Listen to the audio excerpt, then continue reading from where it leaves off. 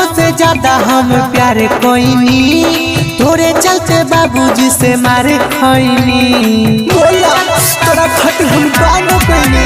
अरे जनवों से ज्यादा हम प्यार कोईनी, तोरे चलते बाबूजी से मारे खैनी।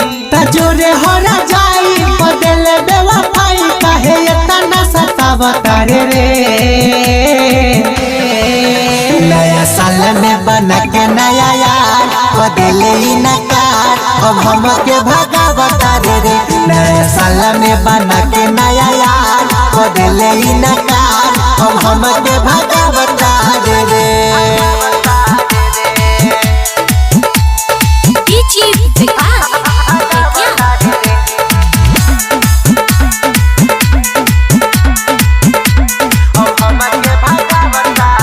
जहिया से जिंदगी में आइले रे ते आइले रे, बड़ा बहादुर जिंदगिया के कइले रे ते कइले रे। अरे बोल काहे सब पहले। जहिया से जिंदगी में आइले रे ते आइले रे, बड़ा बहादुर जिंदगिया के कइले रे ते कइले रे। दर्द न सहाई आवत बरवाई, बुतलिया गधन कावतारे रे।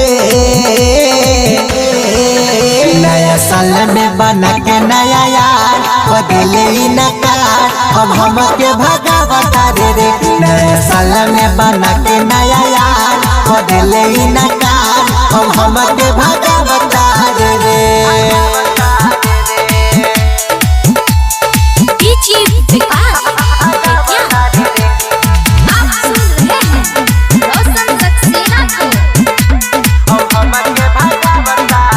रंजीत ठाकुर के ना भैले रे ते भैले रे, दुश्मन न करे उहे कैले रे ते कैले रे।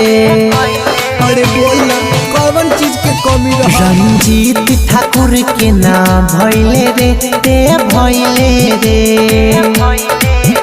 दुश्मन न करे उहे कैले रे ते कैले रे।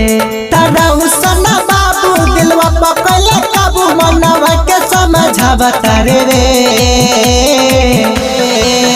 नया साल में बना के नया यार बदले ही नकार, अब हम के भगावता रे। नया साल में बना के नया यार बदले ही नकार, अब हम के भगावता रे।